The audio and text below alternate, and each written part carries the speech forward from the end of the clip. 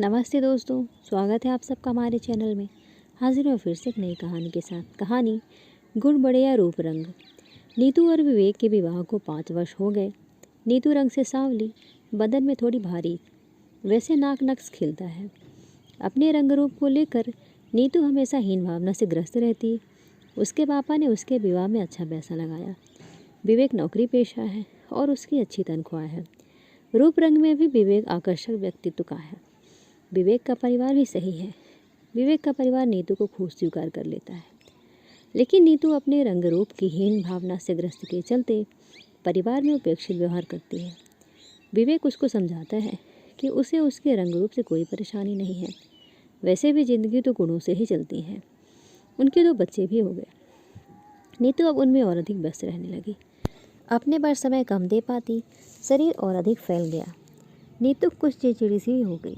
Mobile के अधिक प्रयोग से उसकी मानसिकता पर भी फर्क पड़ने लगा। इंस्टाग्राम पर उजूल फिजूल रील्स को देख देख कर उसके मन में भी वहम पड़ जाता। वह विवेक पर शक की निगाह रखने लगी। ऑफिस से वीडियो कॉल कर देती। विवेक को किसी लड़की से बात करते देख उसका माथा ठनक जाता। पूरे घर में कोहराम मचा देती। विवेक पर गलत इल्ज़ाम लगाती। विवेक बर्दाश्त कर रहा था। एक दिन नीतू ने पूरा घर सर पर उठा रखा था। इतने में विवेक का हाथ उस पर उठ जाता है। फिर क्या, नीतू अपना बोरिया बिस्तर बांध कर अपने बच्चों को लेकर मायके आ धमकती है। उसके मम्मी पापा उसे बहुत समझाते हैं, बेटा गुस्सा तो थोड़ी देर का ही अच्छा होता है, कोई ऐसे अपना घर छोड़कर थोड़े ही आता है। पर नीतू को किसी की बात समझ में नहीं आती। धीरे धीरे 6 महीने बीत जाते हैं। बच्चे भी उखड़े से हो गए, लेकिन नीतू अपने अहम के आगे सब कुछ दांव पर लगाने को तैयार थी। अब उसके भाई के विवाह की तैयारी होने लगी। कई रिश्ते वाले तो नीतू के मायके में रहने की वजह से कन्नी काट गए। बड़ी मुश्किल से उसके भाई का रिश्ता तय हुआ। विवाह के दिन नज़दीक आ गए। उसका परिवार भाई के विवाह की तैयारियों में जोर शोर से लगा था। खूब शॉपिंग हो रही थी। उससे भी पूछा जाता, लेकिन उसका मन अंदर से अशांत था। उसे हर किसी काम में दिलचस्पी महसूस नहीं होती थी। कभी कभी तो वह अपनी भाभी की शॉपिंग देखकर जलन भी महसूस हो जाती थी। एक दिन उसने अपनी मम्मी से कह भी दिया, मम्मी आपने मेरी शादी पर तो इतना जेवर नहीं चढ़ाया था, साड़ियाँ भी कुछ हल्की थी।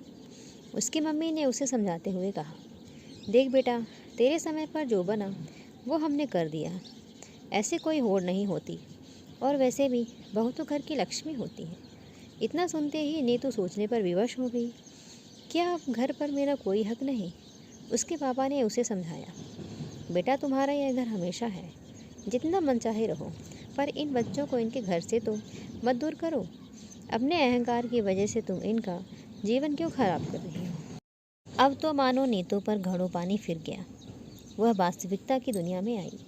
वह सोचने पर मजबूर हो गई कि बहू के आने से उसका परिवार कितना इंतज़ार कर रहे हैं, तो शायद मेरे ससुराल वाले भी मेरा इंतज़ार करते होंगे। ऐसा तो कभी सोचा ही नहीं था। अपने कमरे में जाकर नीतू रात भर तकिया भिगोती रही। बड़ी मुश्किल से अपने विवेक को फ़ोन मिलाया। फ़ोन सुनते ही विवेक चहक कर बोला, नीतू अब तो घर आ जाओ, तुम्हारे बिना यह घर बिल्कुल सूना हो गया है। इतना सुनते ही नीतू की रुलाई फूट पड़ी। सारे गिले शिकवे रो रो कर बयां कर दिए।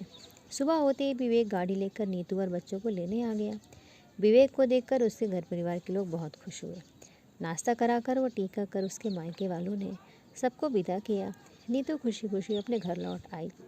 आज उसके मन में कोई मैल नहीं था, न ही अपने रंग रूप को लेकर कोई हीन भावना, न विवेक पर संदेह। उसे जीवन की वास्तविकता समझ में आ गई कि रंग रूप तो बाहरी आवरण है, जो खास तौर पर रिश्ते कराने के काम आता है। रिश्तों में निभाव तो गुणों से ही होता है। नीतू के मायके वाले भी खुश। उनकी बेटी का घर टूटने से बच गया। और वैसे भी भैया के ब्याह में नीतू अपने ससुराल वालों के संग इज्जत से आएगी, तो उनका भी मान बड़ा होगा। ससुराल पहुंचते ही उसकी सास उसे एकदम से गले से चिपटा लेती है। बच्चे भी अपने घर को देखकर एकदम खिल जाते हैं। पूरा घर खुशियों से भर जाता है। आज इस घर की खुशियाँ फिर से लौट आती हैं। सच बात है कि रिश्ते बड़ी समझदारी से निभाए जाते हैं। अगर बड़े लोग सही राय दें तो बहुत से रिश्ते टूटने से बच जाएं। रिश्तों को निभाने के लिए प्रेम और विश्वास की बड़ी आवश्यकता होती है, और जिस घर में लोग सेतु बन जाएं तो शायद ही कोई रिश्ता टूटे।